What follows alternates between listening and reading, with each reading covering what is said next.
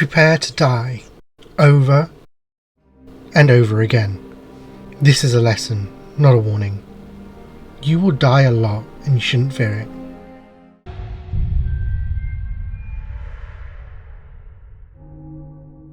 Welcome to my not a review of Bloodborne, where I'll give you an overview of what the game has to offer so you know what you're getting into and can experience the game for yourself without review telling you how you should feel about it.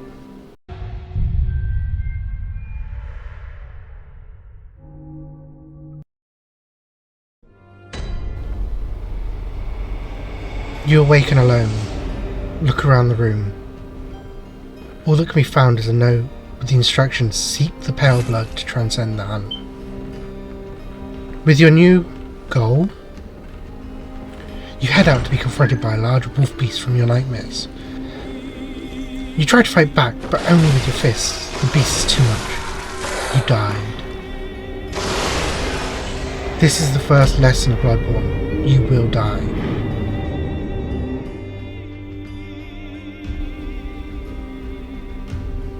But don't worry, that isn't the end. You awaken in a graveyard, with a plain doll lying in front of you. You look around and you see these strange beings who offer you a weapon.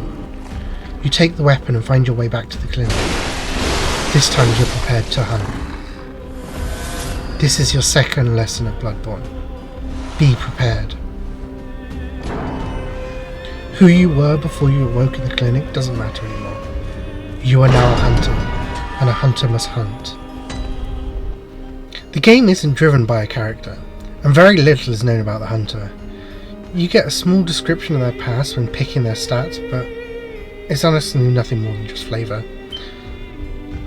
The game doesn't suffer for this, since the story isn't really about the hunter, but about the hunt, the city, the people that live their past and present.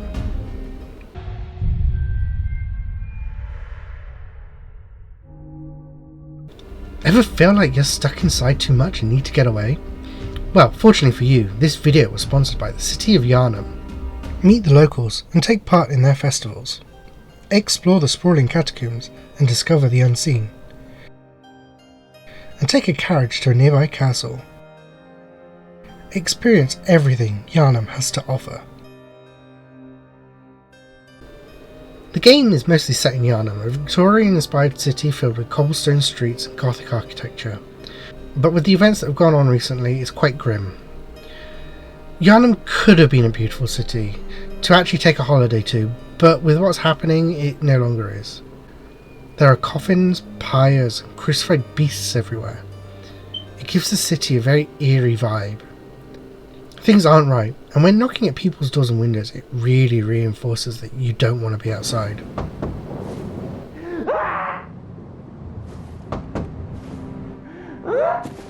But it isn't all cobblestone streets either. There are woods, a castle, and even an underground catacomb to explore.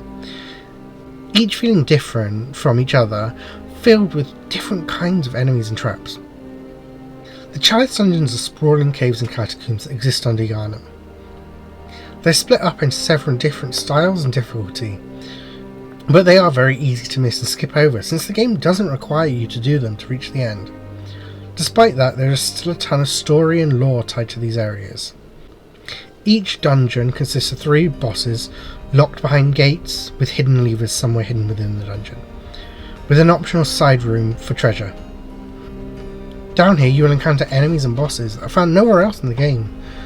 So it's really interesting to come down here and fight new things. To add to this, there is also a system to procedurally generate these dungeons with random loot, enemies, and even effects that can make them harder or easier. Then you can share these codes with others if you find something really interesting. For instance, you can get hold of variations of weapons, or weapons that are only available later in the game through the dungeons.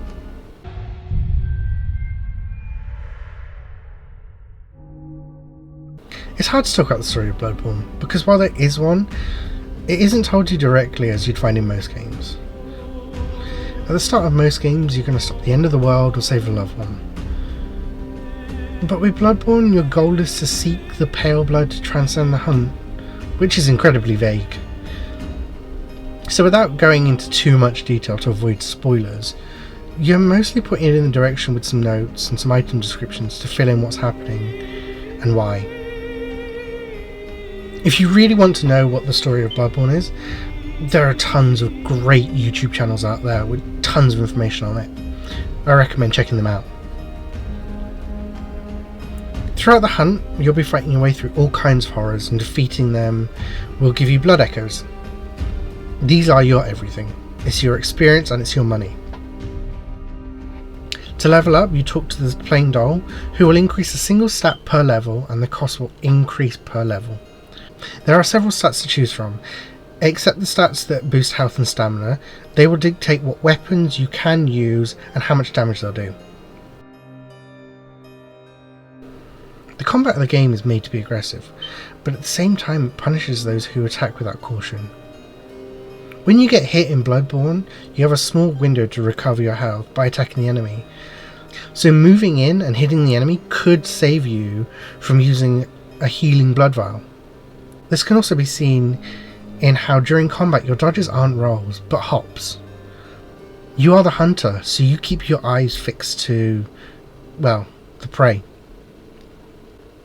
Throughout your hunt, you'll come across a few people who are willing to talk to you. They may offer you some advice, an item, or even a side quest. A small piece of advice, for which doors and windows are interactable, look for a red lantern. This will be one you can interact with.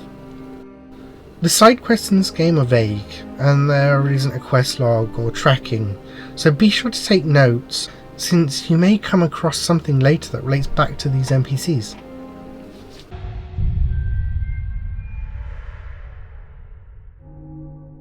A hunter relies on their tools to help them through the hunt. There's a good variety of them, but they fall into three main categories that can be used in unison, but there is enough variation in them that hopefully you'll find a style that you like. The trick weapon, which is the bread and butter of most hunters, the offhand, typically a gun, and the hunter's tools, which are items to be used that can turn difficult situations around. Before I go into further details on them, I want to preface this. The way I'm going to talk about these weapons is how most will experience them for the first time. There are other playstyles which completely change how some of these are used, mostly the offhand and tools. Trick weapons are the main weapons you'll be using to deal damage. There are 20 of them, all with different playstyles. Each of them has two modes, which change how the weapon works. Most change shape, and in doing so they change how they are swung, their range. Some change their damage types. So experiment with the modes. They all have their pros and cons, so you're encouraged to learn them and use the modes most suitable for your situation. Offhands are mainly guns, but there are also flamethrowers, torches and shields. The guns aren't really used for damage in most cases, but for parrying. A well-timed shot as an enemy is about to attack you will leave them stunned, open to a visceral attack, which does big damage and knocks them over for a few seconds. It makes the gun an extremely powerful tool, despite not doing a lot of damage itself. Guns do use ammo called Quicksilver Bullets that you can carry 20 of, so you're encouraged to use them well. You can also create 5 temporary bullets at the cost of some health, which is incredibly helpful for saving bullets or when you need some in an emergency. The flamethrowers are ranged, damage over time weapons.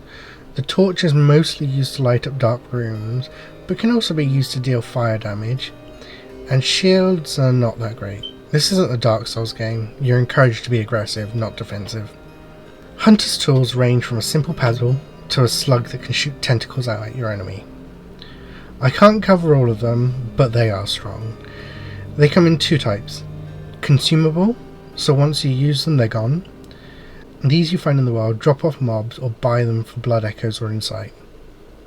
The game is good at slowly introducing these to you and leaving them in places where you might find that they become useful soon. So pay attention to where you pick them up, because these items could turn a boss fight around. And then there are the reusable ones, the ones that cost ammo to use. These are more like spells that you'd find in other games. These are hidden away, so you've got to keep your eyes out for them.